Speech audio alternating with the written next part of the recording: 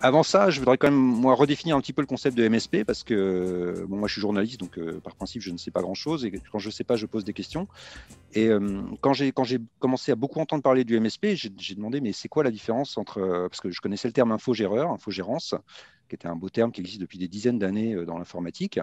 Et je me disais, mais c'est à peu près la même chose, quoi. C'est un MSP, c'est quelqu'un qui fait des services managés pour les entreprises, donc c'est exactement ce que fait un infogéreur. Et la plupart des gens qui m'ont répondu ont dit non, en fait, il y a une différence, c'est le montant de la facture.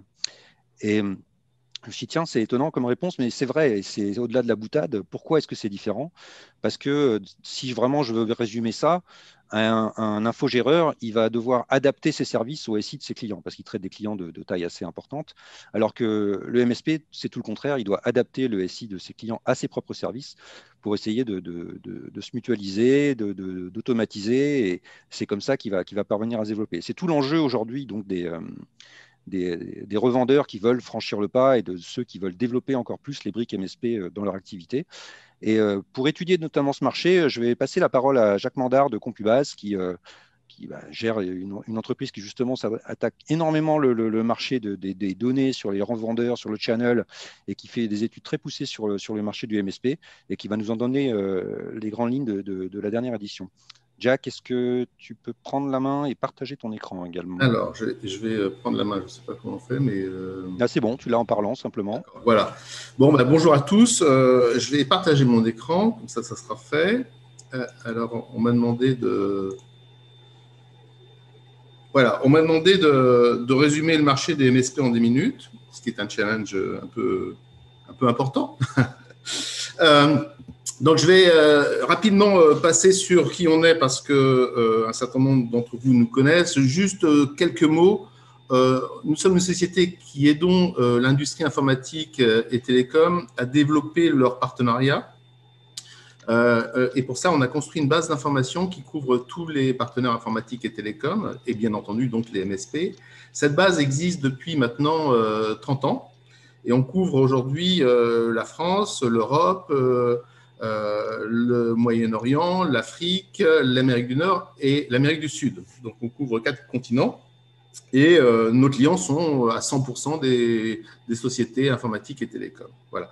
Donc, on a 2 grands services, Compubase qui permet, Consulting qui permet d'accéder aux bases d'information. On a aussi des services qui s'adressent plus particulièrement aux revendeurs et aux partenaires qui s'appellent EasyStock Online, avec une plateforme qui s'appelle Compubase.biz. Bon, voilà, moi, je suis le PDG de cette entreprise.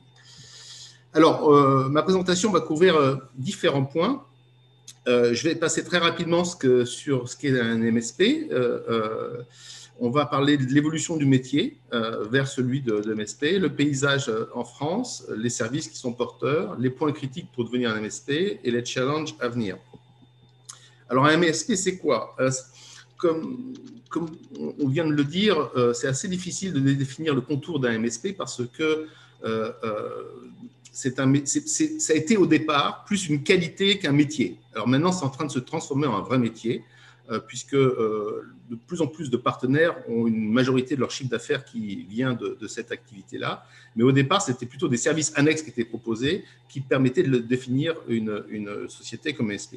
Bon, en 3 points, on va dire que l'offre de services du partenaire passe par le cloud. Il y a une facturation qui est récurrente. Et les services qui sont proposés sont liés principalement à l'infrastructure et à la gestion de cette infrastructure ou à la gestion des usages et des ressources IT. Nous, chez Compubase, on distingue 2 catégories de MSP. On distingue les cloud service providers, c'est ceux qui construisent un service cloud, de ceux qui le commercialisent, qui sont des cloud service resellers, des revendeurs de services managés, et qui vont revendre ces services. Voilà. Donc, c'est les 2 catégories. Ils n'ont pas exactement la même activité. Ça se chevauche, bien sûr, parce qu'il y a des gens qui font les 2 activités, mais c'est les 2 distinguos qu'on fait au sein de Compubase. Alors, si on prend l'univers cloud dans son ensemble, il y a plein d'acteurs dans le cloud. Il y a les gens qui fournissent de la technologie, il y a les data centers, ceux qui hébergent, il y a les gens qui conseillent, il y a les gens qui construisent des data centers, il y a les éditeurs logiciels qui fournissent des applications dans le cloud, qu'on appelle des Cloud Application Providers. Il y a les MSP, donc les 2 box noires qui sont là, qui sont les Cloud Service Providers et les Managed Service Resellers. il y a les brokers de cloud et puis il y a les marketplaces. C'est l'univers tel que nous, on le voit au sein du cloud et chacun couvre un service particulier. Alors, ça se chevauche, hein, mais chacun a des spécialités plus ou moins différentes. Alors, l'évolution du métier de ECN vers celui de MSP, elle s'est faite au fur et à mesure du temps. Excuse-moi, Jack, je t'interromps, mais on ne voit pas ton PowerPoint. Ah bah oui, c'est bien de me le dire maintenant. Excuse-moi, je viens de regarder sur le flux. Alors, je reviens. Pourquoi on ne voit pas mon PowerPoint Alors, voilà. Bien depuis le début, je repasse rapidement sur les slides. Voilà, donc qu'est-ce qui définit MSP, les différentes catégories de MSP et l'évolution. Voilà, on en était là. Donc, on s'aperçoit que le nombre d'acteurs qui déclarent avoir des compétences dans le cloud n'a cessé de croître avec le temps, avec une forte montée après 2014 en France, en tout cas. Alors, il y a aujourd'hui entre 35 ou plus de 40% des partenaires qui déclarent avoir une compétence dans le cloud. Alors, nous, on est toujours une photographie qui est un petit peu en retard par rapport à la profession parce que le temps de mettre à jour la base de données, il y a un cycle, etc. Donc, on pense qu'aujourd'hui, plus de 40% des partenaires se déclarent à avoir des compétences dans le cloud, sachant que quand on parle de partenaires informatiques et télécoms, ça couvre toute la profession. Donc, aussi les gens qui revendent des imprimantes, des gens qui le retail, etc. Tous les gens qui vendent des produits et services informatiques et télécoms, c'est pour ça qu'on n'est qu'à 40%. Mais ça continue à monter de façon très régulière. Alors, dans cet univers, tout le monde n'a pas évolué à la même vitesse. Donc, on a distingué 4 grandes catégories d'acteurs. Il y a la distribution, les services, l'édition de logiciels et les constructeurs. Alors, bien sûr, les MSP vont se trouver à la fois dans la distribution et dans les services, principalement. Hein. C'est les deux catégories qui regroupent le maximum de MSP, et plus dans les services que la distribution d'ailleurs. On voit que le cloud, la compétence cloud, a d'abord, c'est très fortement d'abord développé chez les éditeurs de logiciels, et ce sont toujours eux qui sont en tête dans la profession. Mais on voit aussi que les services, maintenant, sont en deuxième position et ont bien monté, sachant que la partie distribution n'est qu'en avant-dernière position, à 24% par rapport aux constructeurs. Donc, on voit vraiment déjà la dichotomie qu'il y a entre la partie service, qui est plus attirée et qui s'est plus développée dans le domaine du cloud, que la partie purement historique distribution. Si on regarde les acteurs du cloud et d'où ils viennent, on s'aperçoit qu'aujourd'hui, quand on prend le paysage entier des acteurs qui ont des compétences dans le cloud, 36% d'entre eux sont des nouveaux entrants, ce sont des gens qui sont arrivés et qui ont développé une activité dans le cloud from scratch, et que 64% sont des gens qui ont agrégé cette activité à des activités existantes. Et cette partie de 64% est en train de grossir. C'est-à-dire qu'il y a de moins en moins de nouveaux arrivants en poids par rapport à des gens qui changent de business model ou qui font évoluer leur business model.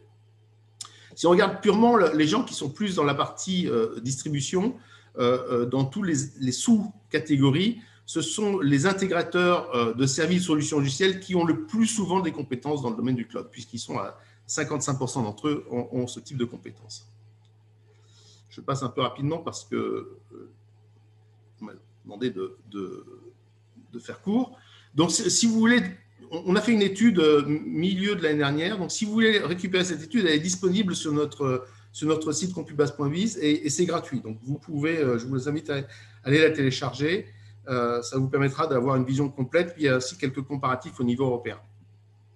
Alors, les points critiques pour devenir un bon MSP, entre guillemets. D'abord, il faut savoir qu'on peut vendre que ce qu'on connaît bien. Donc, c'est bien d'utiliser d'abord le cloud pour sa propre activité.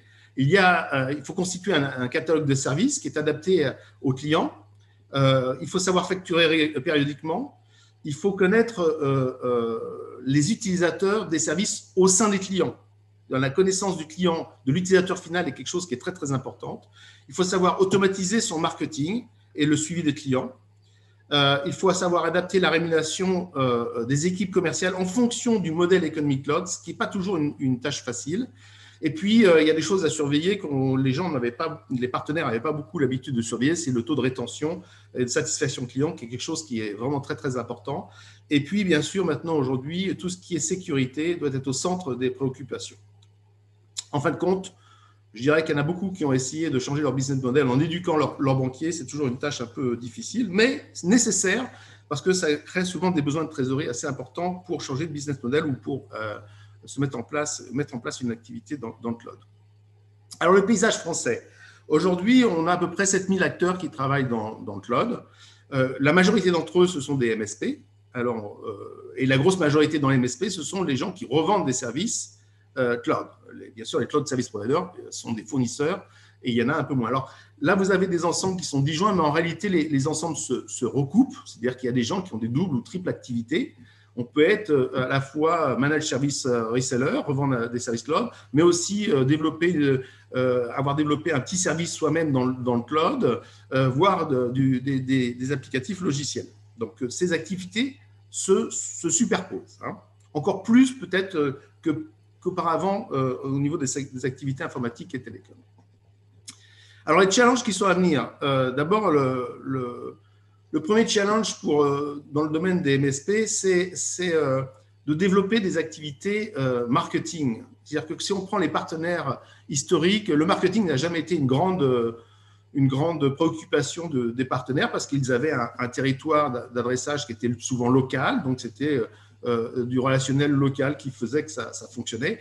Le cloud et la dématérialisation permettent d'adresser un territoire qui est très vaste, où les frontières géographiques n'existent plus, ou moins en tout cas.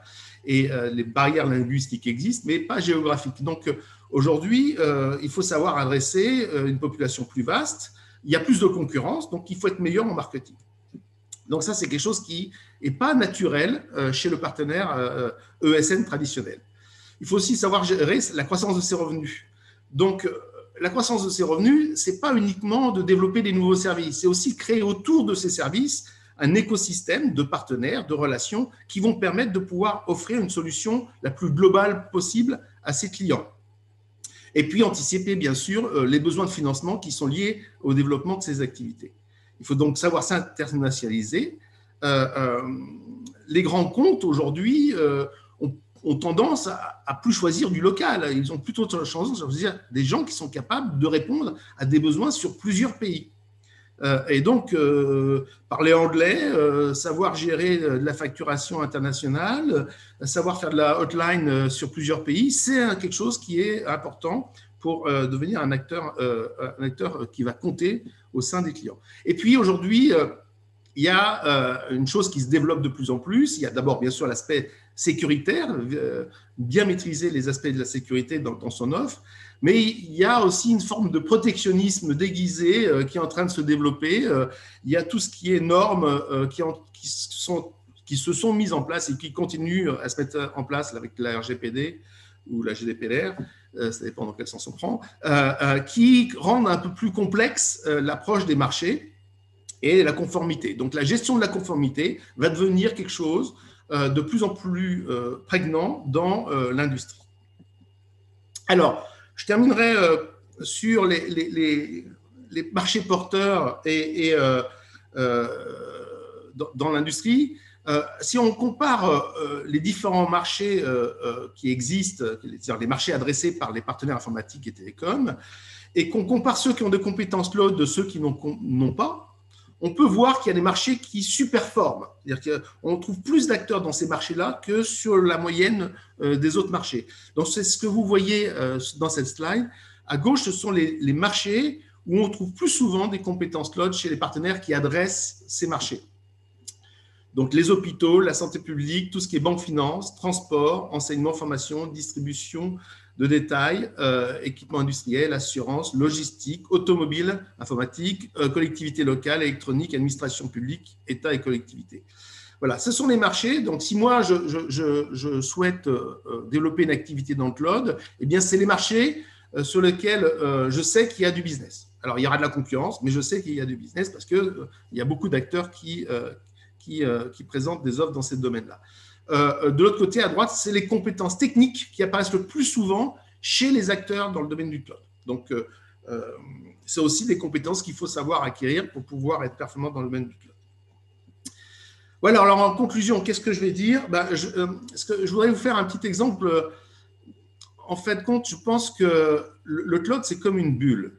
C'est une bulle qui grossit. Et en grossissant, elle a une surface de contact qui est de plus en plus importante, qui permet de toucher de plus en plus de domaines et qui offre un marché de plus en plus grand. Avec comme corollaire, c'est que la surface de contact, elle, est de plus en plus importante, qui crée aussi des challenges en termes de sécurité aussi très, très forts.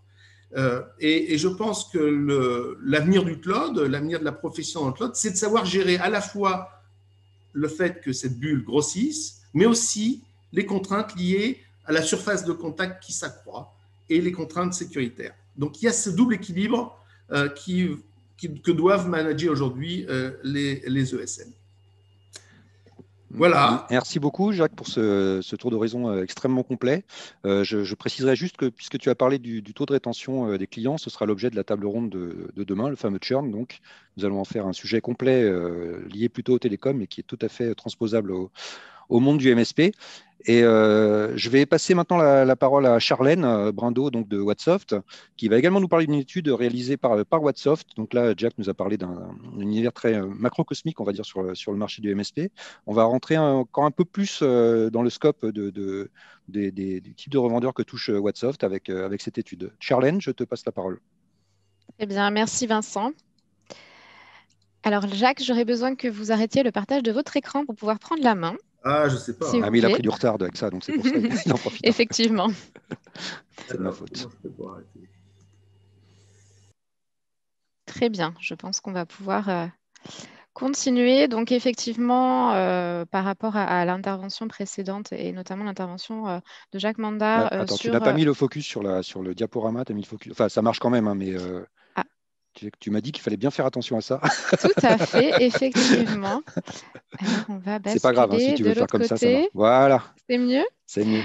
Alors, effectivement, par rapport à l'intervention précédente, l'idée aujourd'hui, là, c'est de pouvoir vous donner une vision plus macro du marché MSP. Micro, merci, du marché MSP. Notamment, je voulais vous présenter quelques résultats suite à l'étude réalisée par Wattsoft, donc des résultats du benchmark Quel MSP est vous en 2020.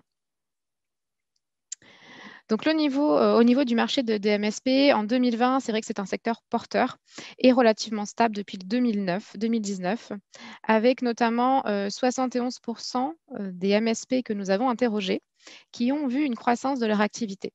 23% ont constaté une activité plutôt stable et seulement 6% ont eu un recul de leur activité.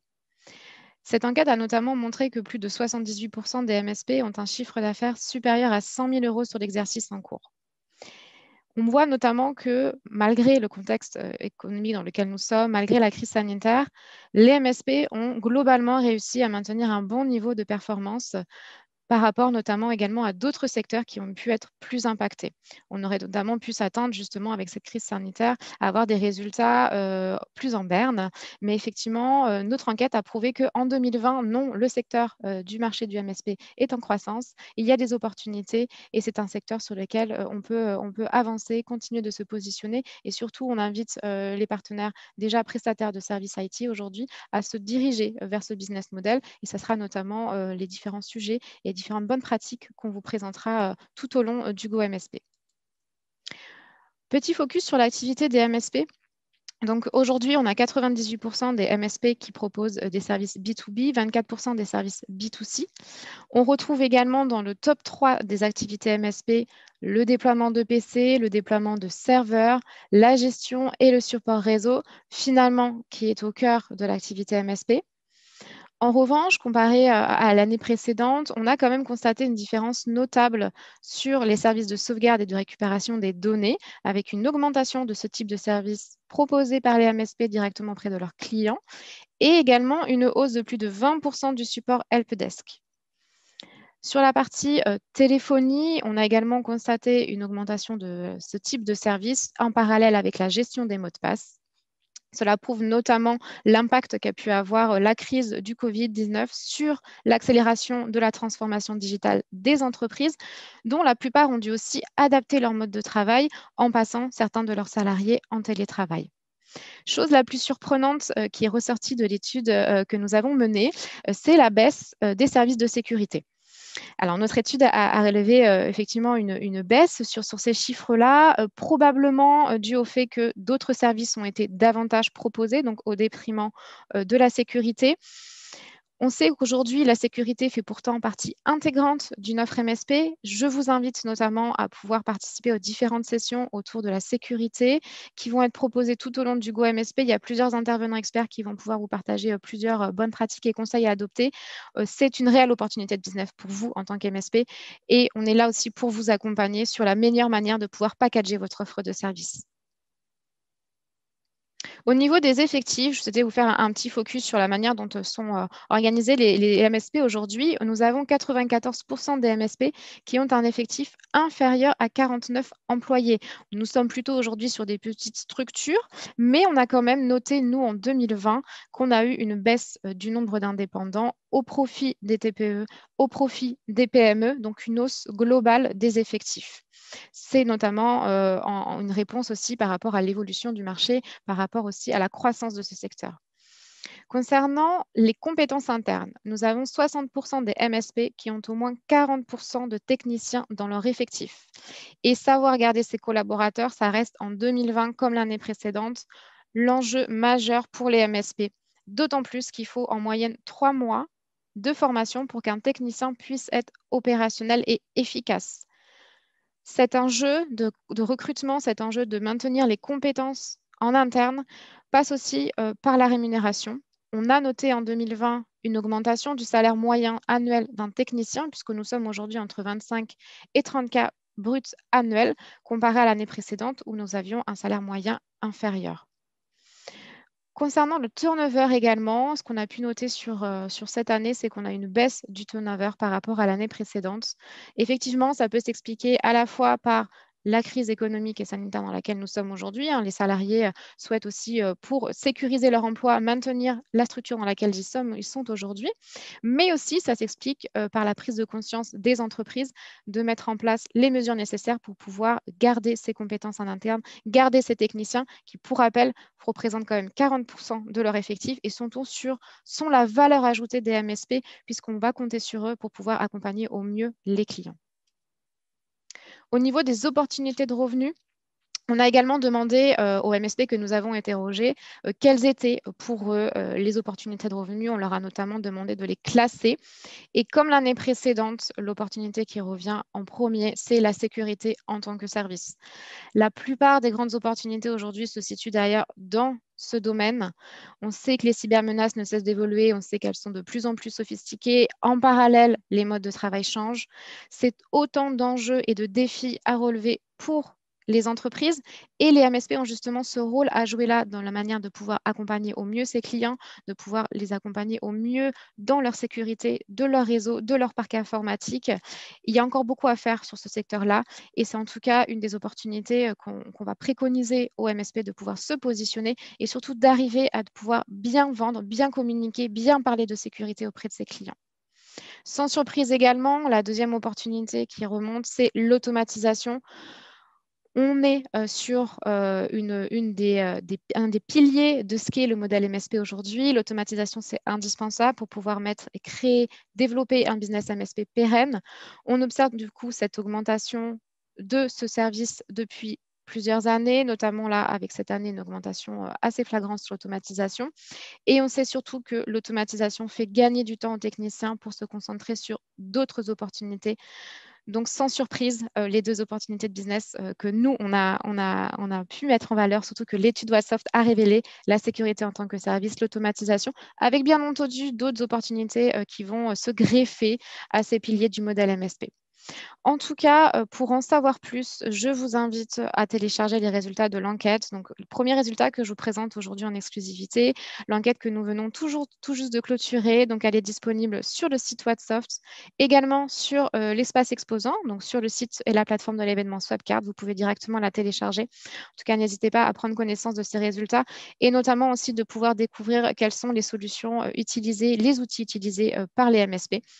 Et voilà, je vous donne en tout cas rendez-vous sur les différentes sessions qui sont prévues sur le Go MSP. Et surtout, n'hésitez pas aussi à nous rejoindre sur les forums et on pourra poursuivre les échanges. Et je serai ravie aussi de pouvoir échanger avec vous davantage sur ces données. Merci beaucoup, Charlène. Donc là, on a un gros paradoxe donc, sur la sécurité, apparemment. Hein, c'est l'opportunité principale et ils en vendent moins. Donc effectivement, il va falloir qu'il se passe quelque chose Tout à fait. pour remettre l'église au milieu du village. Bon, en tout cas, merci beaucoup pour cette étude très intéressante. Donc j'engage encore une fois les Avec participants plaisir. à la télécharger. Je vais maintenant donner la parole à Jean-Baptiste Pecci d'OpenIP. Jean-Baptiste, est-ce que vous m'entendez? Oui, normalement vous aussi. Super, ouais, c'est parfait, merci beaucoup. Jean-Baptiste, donc, voilà, qui va nous parler de nouveaux marchés et de nouvelles opportunités de business. Donc, il vient d'OpenIP, donc évidemment plutôt le monde des télécoms. Et j'imagine que donc, ça va notamment porter sur comment les MSP aujourd'hui peuvent intégrer le modèle télécom dans leur offre. Est-ce qu'on est d'accord avec ça, Jean-Baptiste? On va essayer de faire ça Très bien. et de revenir sur quelques points que Jack et Charlène ont partagés. Alors 10 minutes, hein, parce que sinon on va Ouais, vraiment prendre du retard. évidemment, on va rester sur les 10 minutes. Alors, sur tout ce qui a été dit et finalement cette approche MSP, l'enjeu pour les intégrateurs auxquels on s'adresse, c'est finalement s'adapter aux opportunités marché qui se présentent à eux et développer un modèle économique pérenne. Et comment dire, nous on voit chez OpenIP on a plus de 1000 partenaires sur l'ensemble du territoire. Il y a des stratégies de croissance et des stratégies de pérennisation qu'on voit chez nos partenaires qui sont toutes différentes. Ce que chacun vient chercher sur ce modèle MSP, c'est cette capacité à pérenniser son activité et à faire du qualitatif.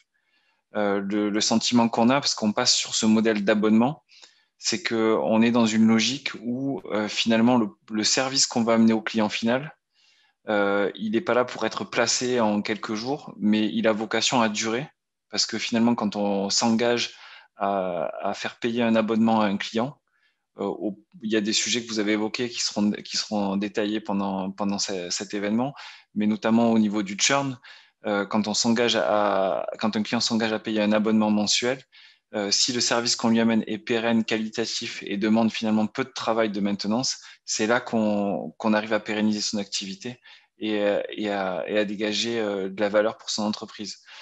Aujourd'hui, nous, ce modèle-là, on le voit et on le vit un peu comme un catalyseur pour nos partenaires. Je m'explique. Euh, En fait, la téléphonie, ça devient une application informatique. C'est-à-dire, en réalité, pour les PME, la téléphonie, c'est devenu l'application informatique la plus critique de leur entreprise.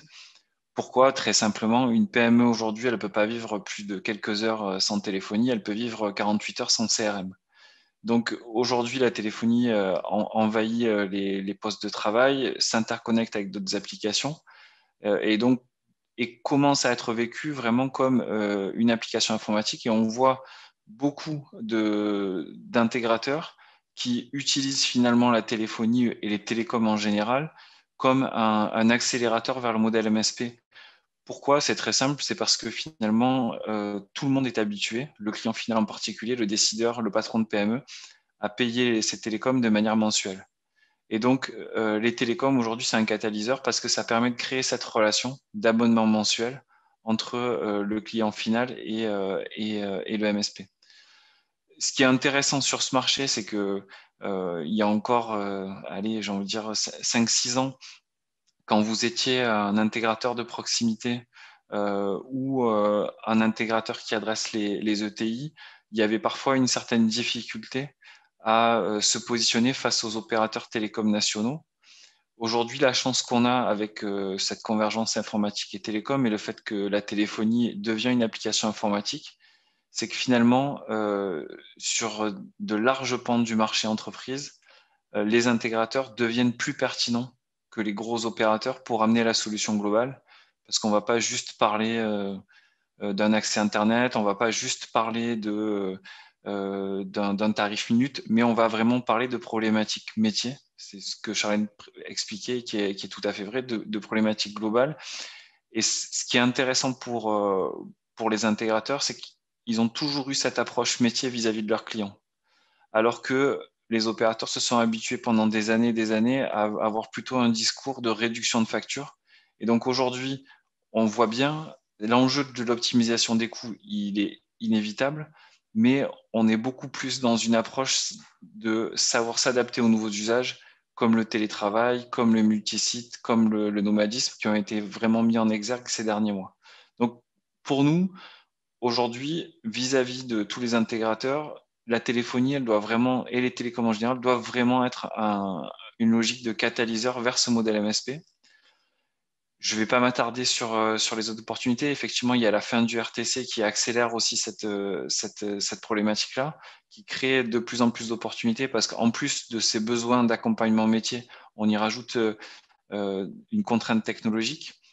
Et effectivement, nous, ce qu'on constate, c'est qu'on a de plus en plus de partenaires qui, en développant cette brique télécom, parviennent à mensualiser et à basculer sur un modèle d'abonnement une majorité de leurs clients, en leur proposant des services mensuels qu'ils n'arrivaient pas à leur vendre avant, mais comme ils créent cette relation régulière et récurrente en mensuel, ils arrivent à basculer une partie de leur catalogue.